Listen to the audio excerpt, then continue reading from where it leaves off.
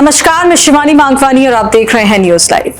संसद में परिसीमन बिल पर सरकार को समर्थन दे सकती है डीएमके, पर रखी 3 शर्तें। संसद से परिसीमन विधेयक को पारित कराने की कोशिशों के बीच डीएमके ने सरकार के समर्थन का संकेत दिया है। डीएमके ने कहा कि सरकार अगर बीते अप्रैल में लोकसभा में पेश किए गए परिसीमन बिल में 3 बदलाव करती है तो समर्थन पर विचार किया जा सकता है। मीडिया रिपोर्ट्स के अनुसार डीएमके चाहती है कि जनगणना के आधार पर सीटों की संख्या पर लगी रोक अगले 25 साल तक और जारी रहे। फिलहाल राज्यों की लोकसभा सीटें 1971 की जनगणना के आधार पर निर्धारित है। ये व्यवस्था 2027 की जनगणना के बाद खत्म हो जाएगी। इसके साथ ही डीएमके की मांग है कि सभी राज्यों के लिए लोकसभा सीटों में 50% की एक समान बढ़ोतरी की जाए। इसके अलावा डीएमके की तीसरी शर्त है कि विधेयक पेश करते समय संशोधित सीटों की लिस्ट भी प्रकाशित की जानी चाहिए। वहीं केंद्रीय गृह मंत्री अमित शाह ने अप्रैल में संसद में परिसीमन से जुड़ा बिल पेश करते हुए मौखिक रूप से ऐसा करने का वादा किया था। पीएम मोदी ने एनडीए सांसदों से की मुलाकात, विकास कार्यों के लिए सीधे पीएमओ से संपर्क करने का दिया सुझाव। प्रधानमंत्री नरेंद्र मोदी ने शिवसेना, शिंदे गुट और एनसीपीआई के सांसदों से मुलाकात की और संसद में डिबेट में हिस्सा लेने का आग्रह किया। प्रधानमंत्री ने कहा कि एनडीए एक परिवार है और एनडीए में हर व्यक्ति का सम्मान किया जाएगा, वे सभी को मौका दिया जाएगा। वह एनडीए के सिर्फ एक घटक पार्टी नहीं बल्कि हर सांसद के साथ है और आपको चिंता करने की जरूरत नहीं है। प्रधानमंत्री ने यह भी कहा कि अपने राज्यों के विकास के लिए काम करिए और अब राज्य आगे बढ़ेंगे तभी देश आगे बढ़ेगा। इसके साथ ही अपने संसदीय क्षेत्र के विकास कार्यों को आगे बढ़ाने के लिए सत्ता का प्रभावी ढंग से उपयोग करें और क्षेत्र में किसी भी विकास कार्य के लिए सीधे प्रधानमंत्री कार्यालय से संपर्क करें। पीएम मोदी ने कहा कि हमको एनडीए को मजबूत करना है और एनडीए बनकर देश का विकास करना है। पीएम मोदी के साथ नाश्ते पर आज शिवसेना के 7, एनसीपीआई के 20, एनसीपी अजीत पवार गुट के 2 समेत करीब 45 सांसद मौजूद रहे। नीट यूजी पेपर लीक मामले में सीबीआई का बड़ा खुलासा, एनटीए के एक्सपर्ट्स ने लीक किया paper. NEET UG paper leak मामले में सीबीआई की चार्जशीट ने परीक्षा प्रणाली की शुचिता पर गंभीर सवाल खड़े कर दिए हैं। सीबीआई ने दावा किया है कि पेपर नेशनल टेस्टिंग एजेंसी के लिए काम कर रहे विषय विशेषज्ञों ने अपने अधिकृत एक्सेस का दुरुपयोग कर बाहर पहुंचाया। इस मामले में दिल्ली की राउज एवेन्यू कोर्ट में आगामी 10 अगस्त को सुनवाई होगी। सीबीआई के अनुसार प्रश्न पत्र के बैंक ट्रांसलेशन और प्रूफ रीडिंग की प्रक्रिया के दौरान विशेषज्ञों ने अपने अधिकारों का दुरुपयोग किया।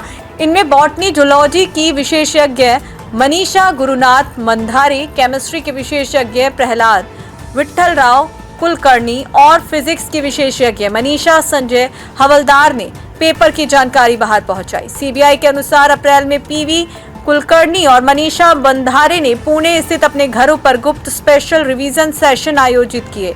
इनमें उम्मीदवारों को प्रश्न, उनके 4 विकल्प और सही उत्तर बताए गए। बाद में ये जानकारियां रेणुकाई करियर सेंटर के निदेशक प्रोफेसर शिवराज मोटेगांवकर को भेजी गई। इसके अलावा सिद्धिविनायक अस्पताल में भी उम्मीदवारों को पूरा प्रश्न बैंक याद कराया गया।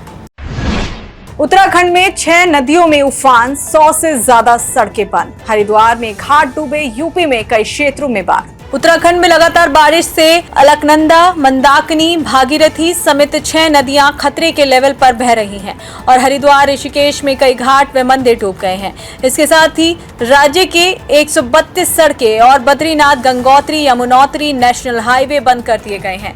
वहीं उत्तर प्रदेश में भी लगातार बारिश से नदियां उफान पर हैं। फर्रुखाबाद में गंगा खतरे के निशान के करीब पहुंच गई है और 40 सरकारी स्कूलों में बाढ़ का पानी भर गया है। बलिया में सरयू नदी में अब तक 27 घर समा गए हैं। उत्तर प्रदेश के सभी 75 जिलों में बारिश की संभावना के बीच 18 जिलों में भारी बारिश की चेतावनी दी गई है। दूसरी ओर मेरठ समेत दिल्ली एनसीआर में आज भी बारिश का सिलसिला जारी रहा। जलभराव के कारण दिल्ली जयपुर नेशनल हाईवे समेत कई सड़कों पर जाम लग गया। दिल्ली के द्वारका सेक्टर 25 में तेज बारिश के दौरान एक युवक नाले में गिरकर तेज बहाव में बह गया। नेता विपक्ष राहुल गांधी के खिलाफ आय से अधिक संपत्ति मामले की जांच तेज, सीबीआई ने बयान के लिए याचिकाकर्ता को बुलाया। सीबीआई ने लोकसभा में नेता प्रतिपक्ष राहुल गांधी के खिलाफ आय से अधिक संपत्ति के मामले में जांच तेज कर दी है। जांच एजेंसी ने राहुल गांधी पर आरोप लगाने वाले भाजपा सदस्य विघ्नेश शिशिर को सोमवार को जांच के लिए पेश होने को कहा है। शिशिर के अनुसार उन्हें सीबीआई कार्यालय में बुलाया गया है। शिशिर ने यह कहते हुए कोई और जानकारी देने से इनकार कर दिया है कि ये मामला अभी अदालत में विचाराधीन है।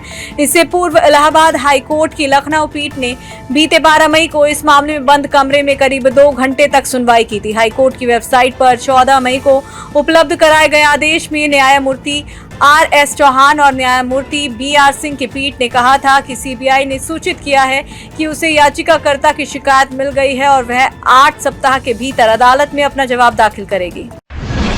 शेयर बाजार में बड़ी गिरावट, सेंसेक्स 503 अंक तक फिसला, निफ्टी भी टूटा। घरेलू शेयर बाजार में सप्ताह के आखिरी कारोबारी दिन गिरावट का रुख रहा। इससे पहले लगातार 2 कारोबारी सत्रों में तेजी का दौर रहा था। इसके विपरीत आज सेंसेक्स लाल निशान में 78,516.08 अंक पर खुला और पिछली क्लोजिंग से करीब 503 अंक टूटकर 78,451.99 के लॉ तक गया।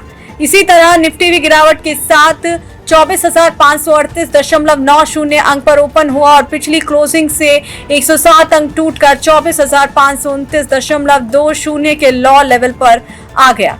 कारोबार के दौरान आज फाइनेंशियल स्टॉक्स दबाव में रहे और बजाज फाइनेंस का शेयर 4.3% तक लुढ़क गया, जबकि इसकी पेरेंट कंपनी बजाज फिनसर्व में 3.6% की गिरावट आई।